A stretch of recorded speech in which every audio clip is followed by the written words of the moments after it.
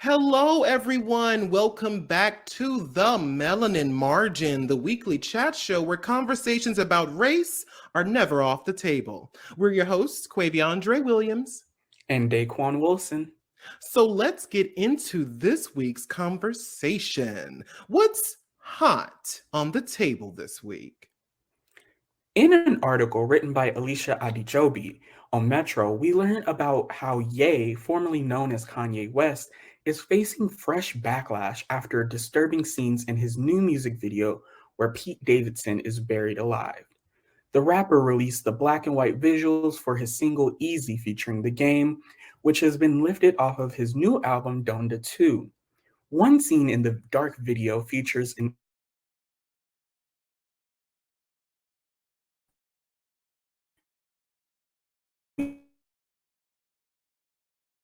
is heard rapping as the accompanying video shows him as a cartoon dragging what appears to be a restrained Pete with a bag over his head. The rapper then removes the bag from Pete, whose body is in the ground, and he sprinkles seeds over his head. Many have deemed the visuals to be inappropriate while criticizing Ye, 44, for his repeated public digs at Pete, 28, who is dating the musician's ex-wife Kim Kardashian. Commenters were quick to call him out. One comment reads, quote, Pete literally has spoken about having BPD and being suicidal. Does Kanye not have a team that needs to approve this shit? They're literally exploiting one mentally ill man to upset another, all for some clout, end quote. However, there were a few fans in Kanye's corner, as one defended the star tweeting, quote, Eminem has had a whole music video out depicting domestic kidnapping and a murder-suicide with real humans acting it out. And he just performed at the Super Bowl. But God forbid Kanye uses clay figures depicting planting Pete in the dirt with some flowers, end quote. With all of that being said, do you think that Ye's actions should be excused due to his struggles with bipolar disorder? Um, I do believe that I've said this before on the podcast, but I think it deserves repeating. Mental disorders explain your actions. They do not excuse them. While we can say that his disorder is a factor in why he acts the way he does, unlike many people suffering from mental illness, Ye is in a position to get the necessary therapy and medication to keep his disorder under control. Now, whether or not he's taking those steps to do so is his decision. So he should be held accountable for the consequences of that decision, especially if said disorder could potentially put people's lives or safety at risk. With that being said, artistic expression has varying, shades of gray. I mean, hip hop beef having violent or darker undertones being expressed in rap is nothing new. I mean, we saw it with Tupac versus Biggie, with one of Tupac's lyrics in his Hit 'em Up track being Lil Caesar, go ask your homie how I leave you. Cut your young ass up, leave you in pieces, now be deceased. We saw it with Remy Ma versus Nicki Minaj, with Remy's lyrics in Sheether being, now you gotta die, you dearly departed. Bloodbath when I catch you, a real red carpet. And even a depiction of violence in the Eminem versus Machine Gun Kelly, with Eminem's Kill Shot song having artwork being a literal picture of Machine Gun Kelly being used as a target of a sniper with red X's over his eyes.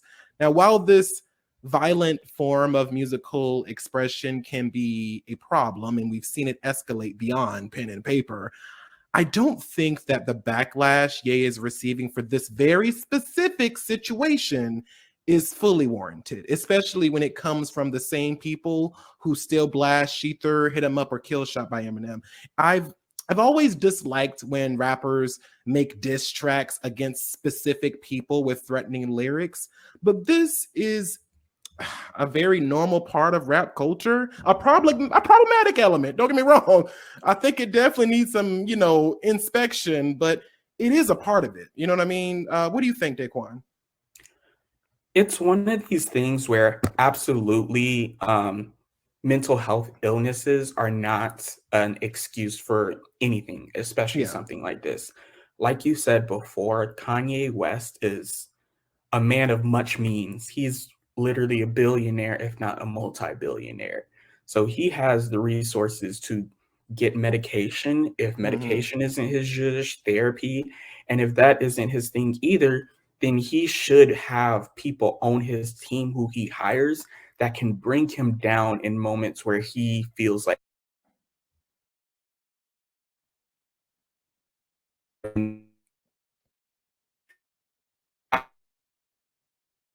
to approach this situation by doing A, B, and C. And I also hear you on thinking about how hip hop and the violence of diss tracks also plays a part in this situation.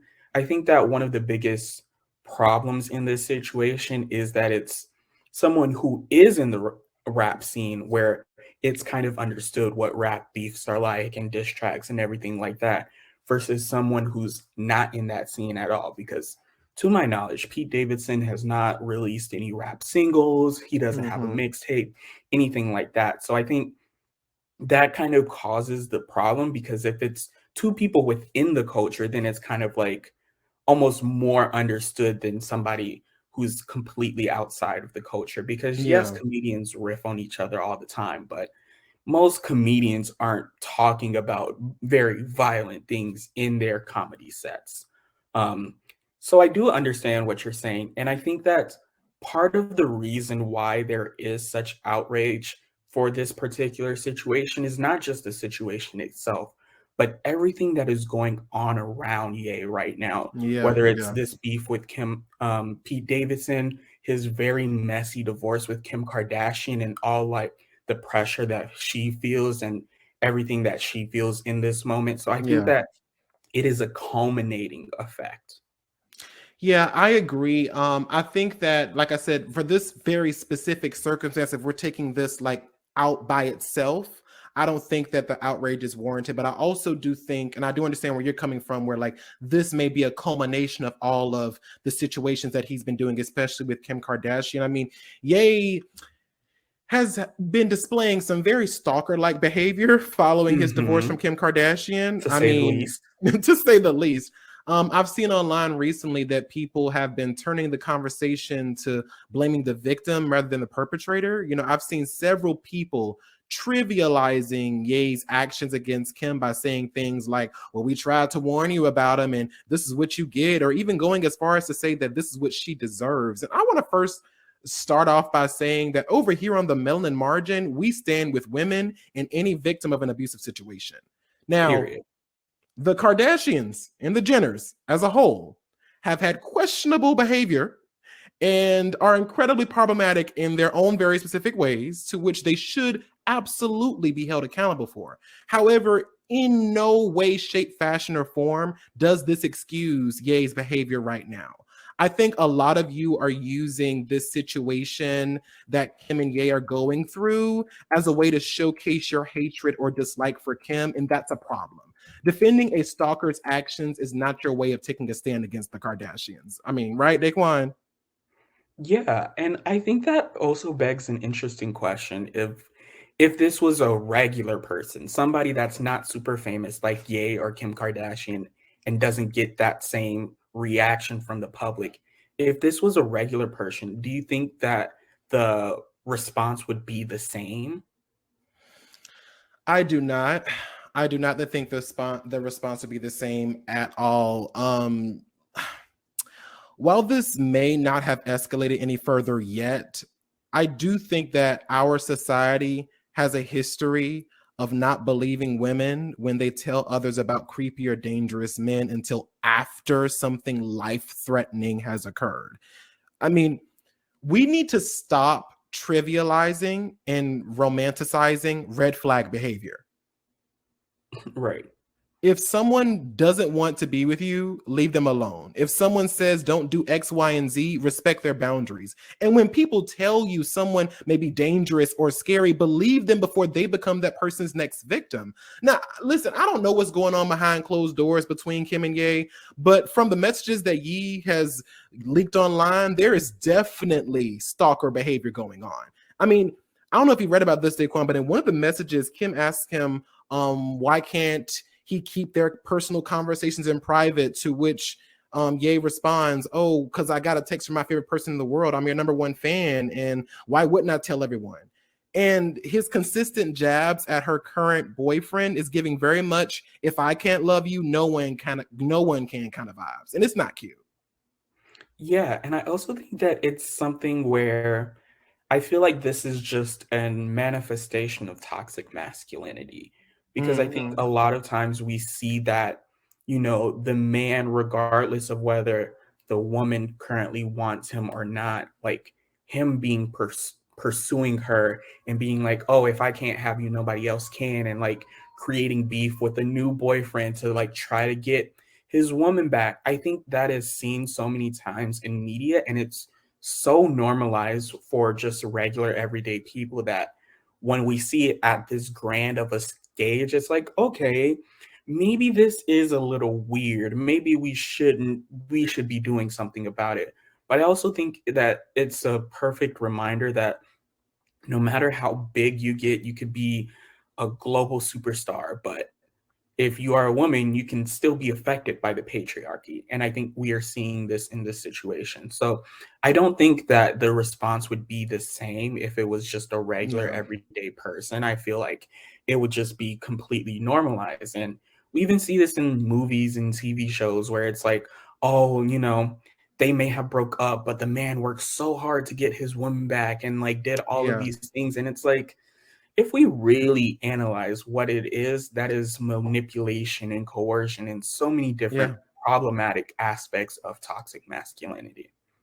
I also think that there is something to be said because I really appreciate you bringing up the TV and film aspect. I made a TikTok a while back because I was thinking about the earlier TV shows I used to watch growing up, specifically Family Matters, right? And we look Mhm. at the Laura and Steve situation, where Steve is consistently pursuing Laura over the years and consistently saying, "Oh, I love you, Laura. I want to be with you, Laura. You're my favorite person in the world," or I want to be with you." All of these things, right? And Laura has consistently said over the entire course of the show, basically, that she did not want Steve in that way. And every single time he kept reaffirming, kept annoying, kept pushing and pushing and pushing and pushing. And eventually he did end up with her. And I think, what is that teaching young children who watch this show? What is that Right. teaching you about, like, because this isn't TV, this is the real world that we're living in. So, that kind of behavior that Steve is displaying on TV, or even taking it back even further to the Parkers.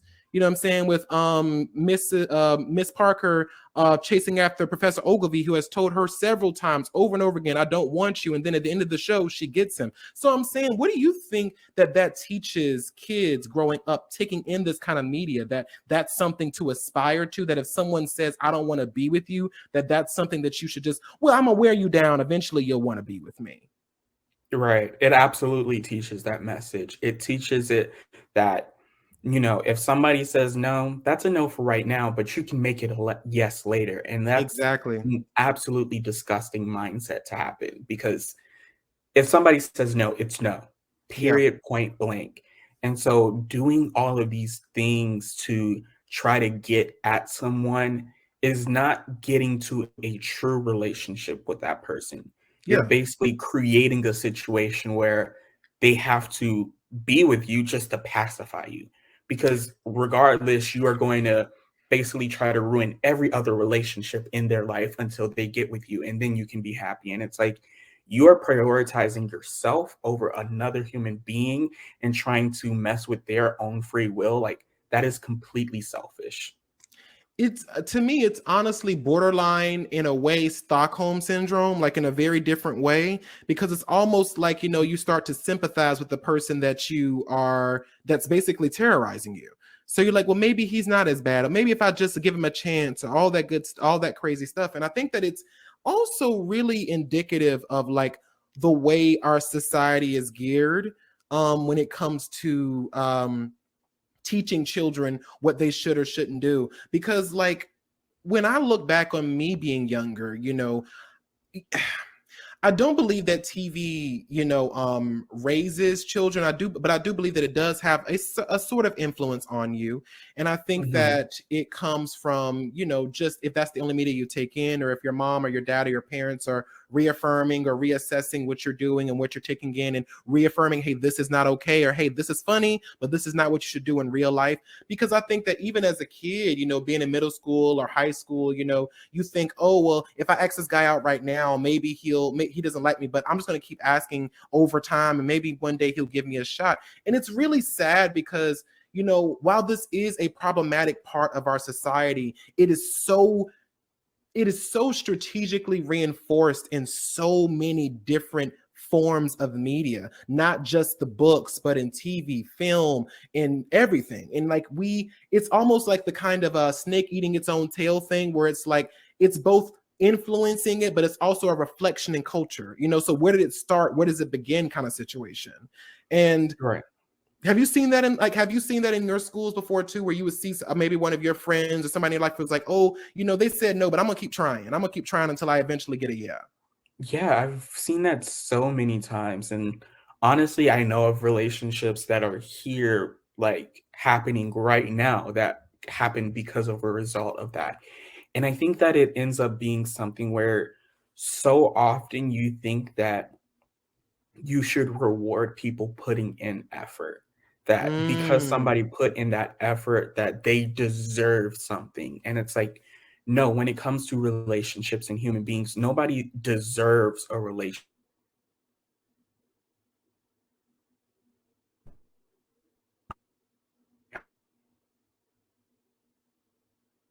And so I've seen so many times when people are just like, well, like, I feel like they're just like very seriously falling for me because they're coming back time and time again. And so maybe I should give them a chance. Like, they're doing all of this for me. So can it really be that bad? And that's where you start to get into those problems because you trap yourself. You trap yourself in that situation because yeah, it may be good at first, but what if you decide to leave later? They're going to exhibit those same behaviors, if not tenfold, because of that heightened action of just like, well, this person was mine and now they're gone and I can't let them leave.